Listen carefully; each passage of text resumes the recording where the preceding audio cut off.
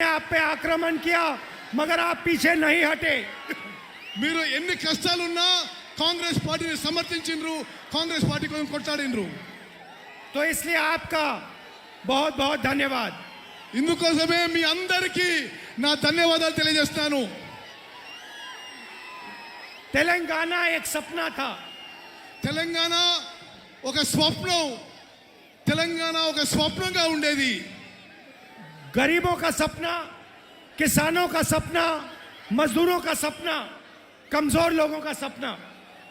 నిరుపేదలకి, రైతులకి అందరికీ తెలంగాణ రాష్ట్రం ఒక స్వప్నంగా, ఒక కలగా ఉండేది।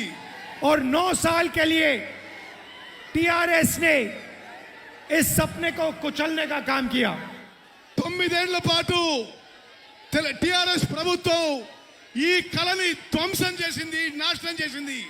आपने कोई सपना देखा था और टीआरएस ने कुछ और कर डाला।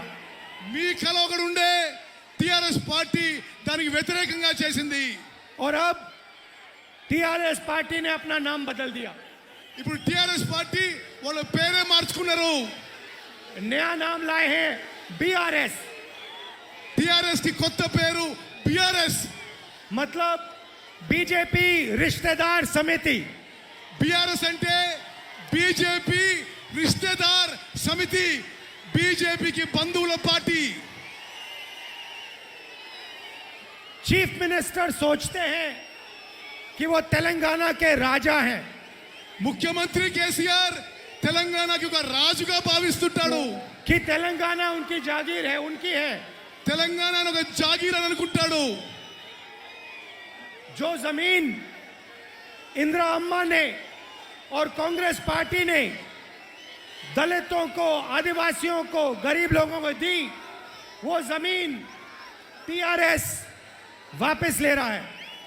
ఇందిరాగాంధీ గారు కాంగ్రెస్ పార్టీ నిరుపేదలకి, దళితులకి, ఆదివాసీలకు ఇచ్చిన భూములని కేసీఆర్ లాక్కుంటున్నాడు, నిరుపేదల భూములు లాక్కుంటున్నాడు। मैं आपको कह रहा हूं, आपने ये सवाल भारत जोड़ो यात्रा में भी उठाया था।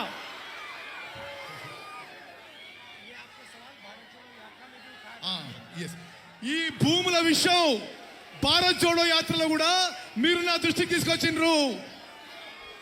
ये जमीन चीफ मिनिस्टर की नहीं है, ये जमीन आपकी है।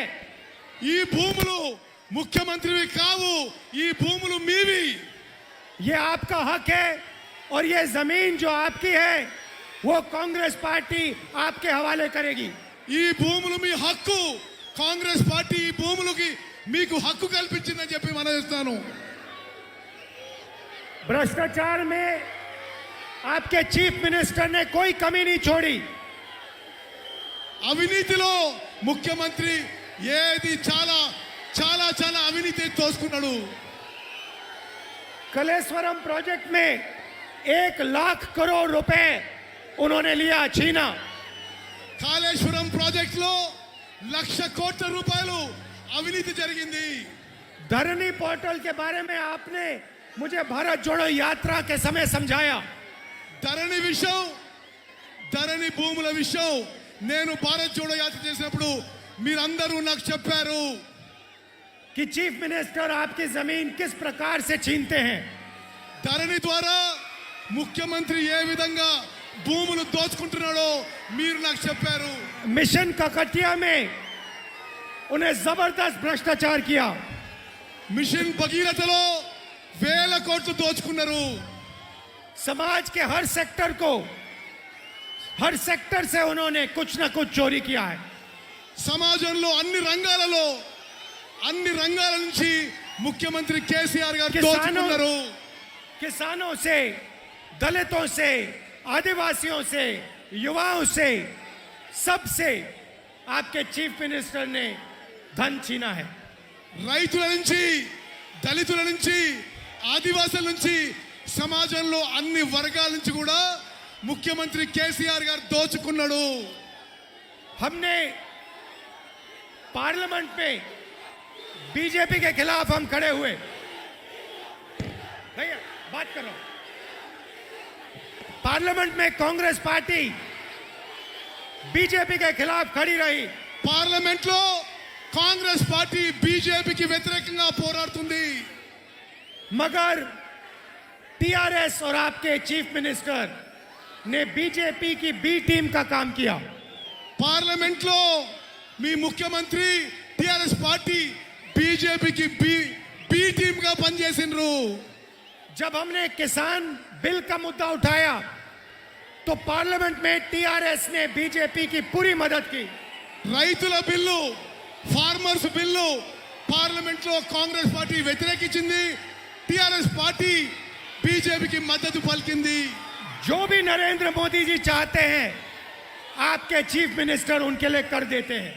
నరేంద్ర మోదీ గారు ఏ నిర్ణయం తీసుకున్నా మీ ముఖ్యమంత్రి కేసీఆర్ దానికి సమర్థిస్తున్నాడు. क्योंकि नरेंद्र मोदी के हाथ में आपके चीफ मिनिस्टर का रिमोट कंट्रोल है. ఎందుకంటే కేసీఆర్ యొక్క రిమోట్ కంట్రోల్ ప్రధానమంత్రి నరేంద్ర మోదీ చేతుల్లో ఉంది కాబట్టి. कांग्रेस पार्टी ने पहले वरंगल में रायतू डिक्लेरेशन किया. रायतू डिक्लेरेशन కాంగ్రెస్ పార్టీ వరంగల్లో రైతు డిక్లరేషన్ ప్రకటించింది. उसके बाद हैदराबाद में यूथ डिक्लेरेशन किया.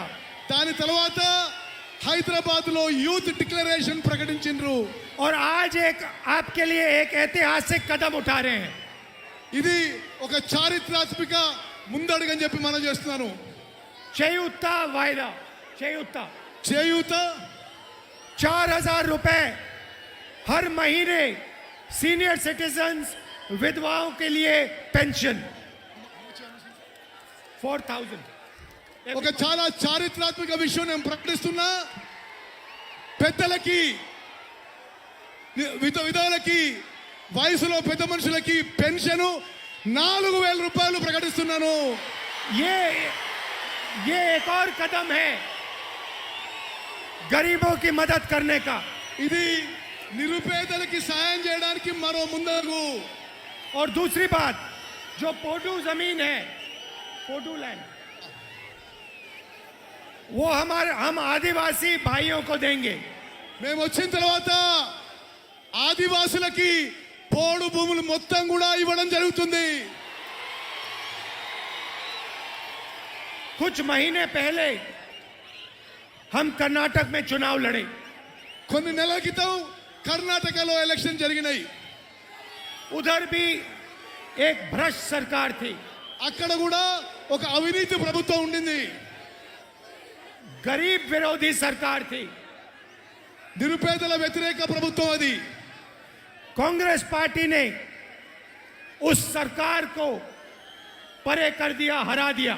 కర్ణాటకలో కాంగ్రెస్ పార్టీ ఒక అవినీతి ప్రభుత్వాన్ని ఓడగొట్టింది. कांग्रेस पार्टी के साथ कर्नाटक में कर्नाटक का हर गरीब व्यक्ति खड़ा हो गया. కర్ణాటకలో కాంగ్రెస్ పార్టీతో సహా కాంగ్రెస్ పార్టీకి తోడు ప్రతి కుటుంబం నిలబడ్డది. एक तरफ बीजेपी और उनके अरबपति, ఒక సైడు బీజేపీ పైసలు ఉన్న వాళ్ళందరూ ఒక సైడు, और दूसरी तरफ कर्नाटक के किसान, मजदूर, दलित, आदिवासी, छोटे दुकानदार, माइनॉरिटीज, पिछड़े लोग सब एक साथ खड़े हो गए. వేరే తరఫున కర్ణాటకలో రైతులు, కూలీలు, దళితులు, ఆదివాసీలు, చిన్న వ్యాపారులు అందరూ కూడా ఒక పక్షాన్ని నిలబడ్డారు. और वैसे ही तेलंगाना में होने जा रहा है. తెలంగాణలో కూడా ఇదే విధంగా జరగబోతోంది.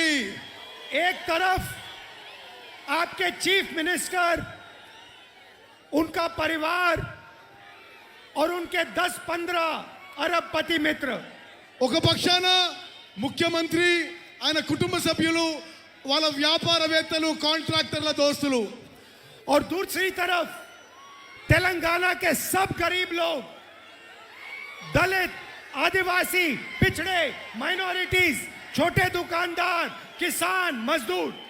మరో పక్షాన రైతులు, దళితులు, ఆదివాసీలు, మహిళలు, చిన్న వ్యాపారులు కేసీఆర్ అని కుటుంబానికి వ్యతిరేకంగా నిలబడ్డారు. इसीलिए तेलंगाना में भी वही होने जा रहा है जो कर्नाटक में हुआ. తెలంగాణలో కూడా కర్ణాటకలో ఏం జరిగిందో అదే జరుగుతుంది. पहले कह रहे थे कि तेलंगाना में टीआरएस, कांग्रेस और बीजेपी के बीच में लड़ाई है. ముందంటుంటుంది తెలంగాణలో ముక్కోనవ పోటీ, టిఆర్ఎస్ కాంగ్రెస్ బీజేపీ ముక్కోనవ పోటీ అని అంటుంటుంది. ఇదరకు तेलंगाना में बीजेपी नहीं बची, खत्म हो गई. తెలంగాణలో బీజేపీ ఖతం అయిపోయింది. उनको पता नहीं लगा ఏమైందో తెలియదు కానీ తెలంగాణలో బీజేపీ అడ్రస్ లేకుండా పోయింది. जैसे हाईवे पे गाड़ी चलती है और चारों टायर पंचर हो गए. ఒక కార్ నడుస్తూ 4 టైర్లు పంక్చర్ అయినట్టుగా బీజేపీ పని అయిపోయింది. अब तेलंगाना में कांग्रेस पार्टी और बीजेपी की बी टीम के बीच में लड़ाई है. ఇప్పుడు తెలంగాణలో కాంగ్రెస్ పార్టీకి బీజేపీకి బి టీం అయిన బీఆర్ఎస్ ఈ రెండు మధ్యలో పోటీ ఉంది. और जैसे हमने कर्नाटक में बीजेपी को हराया, वैसे ही हम यहां तेलंगाना में बीजेपी की बी टीम को हराने जा रहे हैं. కర్ణాటకలో ఏ విధంగా అయితే మనం బీజేపీని ఓడించినామో తెలంగాణలో బీజేపీ బి టీం బీఆర్ఎస్ ని ఓడించబోతున్నాము. देखिए, विपक्ष की मीटिंग हुई, दिल्ली में विपक्ष की मीटिंग हुई. ఢిల్లీలో ప్రతిపక్ష పార్టీల మీటింగ్ అయింది. और विपक्ष के नेताओं ने कहा कि कांग्रेस पार्टी मीटिंग में टीआरएस को बुलाना है. ఆ మీటింగ్ లో ప్రతిపక్ష పార్టీల మీటింగ్ లో ప్రతిపక్ష పార్టీలు కాంగ్రెస్ ని టిఆర్ఎస్ ని పిలవమని చెప్పాయి. हमने विपक्ष को साफ कह दिया कि अगर टीआरएस इस मीटिंग में आएगी तो कांग्रेस पार्टी इस मीटिंग में नहीं आएगी. మేము చాలా స్పష్టంగా చెప్పినాము, ప్రతిపక్ష పార్టీలన్నిటికీ టిఆర్ఎస్ పార్టీ వస్తే కాంగ్రెస్ పార్టీ హాజరు కాదు అని. हमने कहा कि टीआरएस बीजेपी की बी टीम है, हम उसके साथ नहीं बैठेंगे, हम उसको तेलंगाना से हटाएंगे. మేము స్పష్టంగా చెప్పినాం, టిఆర్ఎస్ తోటి మేము కూర్చోము. టిఆర్ఎస్ బీజేపీ బి టీము, మేము తెలంగాణ నుంచి టిఆర్ఎస్ పార్టీని ఓడిస్తాము. बीजेपी की बी टीम से हम समझौता कभी नहीं कर सकते. బీజేపీ బి టీం తోని ఎప్పుడు కూడా కాంగ్రెస్ పార్టీ ఏ ఒప్పందం ఉండదు. मैं एक और बात कहना चाहता हूं, बहुत सारे ऐसे लोग हैं जो पहले कांग्रेस पार्टी को छोड़ गए. ముందు చాలా మంది కాంగ్రెస్ పార్టీని వదిలిపెట్టిపోయేవారు ఉన్నారు. मैं आपको भी मैसेज देना चाहता हूं. నేను మీ అందరికీ ఒక మెసేజ్ ఇస్తున్నాను. आपके लिए हमारे दरवाजे खुले हैं. మీకోసం మా దర్వాజాలు ఎప్పుడు కూడా తెరిచి ఉన్నాయి. जो भी कांग्रेस पार्टी के विचारधारा का आदमी है, उसके लिए हमारे दरवाजे खुले हैं. కాంగ్రెస్ పార్టీ ఆలోచన విధానం ఐడియాలజీ యాక్సెప్టబుల్ అయితే ఎవరికైనా కాంగ్రెస్ పార్టీ దర్వాజాలు తెరిచి ఉన్నాయి. जो बीजेपी और टीआरएस के विचारधारा का आदमी है, उससे हमारा कोई लेना देना नहीं है. బీజేపీ టిఆర్ఎస్ పార్టీల ఆలోచన విధానం ఐడియాలజీ ఉంటే మాకు వాళ్ళతో ఎటువంటి సంబంధం లేదు. और तेलंगाना को एक और बात समझनी चाहिए, तेलंगाना के युवाओं को एक और बात समझनी चाहिए. తెలంగాణ యువకులకి ఇంకొక విషయం అర్థం కావాలి. जो केसीआर जी ने भ्रष्टाचार किया, उसके कारण नरेंद्र मोदी का दबाव उन पर है. కేసీఆర్ అవినీతికి కారణం నరేంద్ర మోదీ గారి బ్లెస్సింగ్ ఉండడం, నరేంద్ర మోదీ గారు పట్టించుకోవడం అని మనం చేస్తాను. लिकर स्कैम में जो भ्रष्टाचार किया, वो सब एजेंसीज को मालूम है. కేసీఆర్ ఏమేం స్కాములు చేసిండో నరేంద్ర మోదీ ఏజెన్సీలకి తెలుసు. इसीलिए मैंने कहा कि टीआरएस बीजेपी की बी टीम है. అందుకోసమే టిఆర్ఎస్ బీజేపీకి బి టీము. और उन्होंने ये बात मान ली వాళ్ళు ఒప్పుకున్నారు ఇది. और अपना नाम बदल दिया. వాళ్ళు అందుకోసమే టిఆర్ఎస్ నుంచి బిఆర్ఎస్ అయిపోయినరు. बीआरएस का मतलब बीजेपी रिश्तेदार समिति. బిఆర్ఎస్ అంటే బీజేపీ రిశ్తేదార్ సమితి అంటే బీజేపీ బంధువుల పార్టీ. और इनको हम यहाँ से हरा के दिखाएंगे. మేము తప్పనిసరిగా బిఆర్ఎస్ ని తెలంగాణలో ఓడిస్తాము.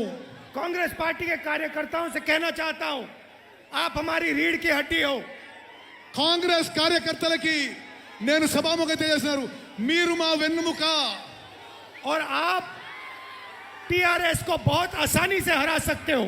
మీరు టిఆర్ఎస్ పార్టీని చాలా సునాయాసంగా ఓడించగలుగుతారు. आप में इतनी शक्ति है. आपने कर्नाटक में अपनी शक्ति दिखाई, अब यहाँ तेलंगाना में अपनी शक्ति दिखाओ. కర్ణాటకలో ఏ విధంగా కాంగ్రెస్ కార్యకర్తలు బీజేపీని ఓడించిండ్రో తెలంగాణలో కూడా మీ శక్తి చూపెట్టి టిఆర్ఎస్ ని ఓడించాలి. दिल से आपका धन्यवाद. మనస్ఫూర్తిగా మీకు ధన్యవాదాలు చేస్తున్నాను, కృతజ్ఞతలు. और एक बार फिर आपने इतना प्यार दिया, यात्रा के समय इतना प्यार दिया, इसके लिए दिल से धन्यवाद. మీరు ఎంతో ప్రేమించిండ్రు, మనస్ఫూర్తిగా మిమ్మల్ని ధన్యవాదాలు తెలియజేస్తున్నాను. बीजेपी का काम नफरत फैलाना, कांग्रेस पार्टी का काम मोहब्बत फैलाना. బీజేపీ పని సమాజంలో విద్వేషం ద్వేషం పెంచడము. जैसे मैंने यात्रा में कहा था, नफरत के बाजार में मोहब्बत की दुकान खोलनी है. నేను యాత్రలో చెప్పినట్టుగా విద్వేషం ఉన్న మార్కెట్లో ప్రేమ అభిమానం ఉన్న దుకాణం తెరిచినము. नमस्कार, जय हिंद. నమస్కారం, జై హింద్. అందరు చేతులెత్తాలి. రాహుల్ గాంధీ గారి నాయకత్వం, కాబోయే ప్రధాని రాహుల్ గాంధీ గారి నాయకత్వం, రాహుల్ గాంధీ గారి నాయకత్వం. 2 నిమిషాలు రాహుల్ గాంధీ గారు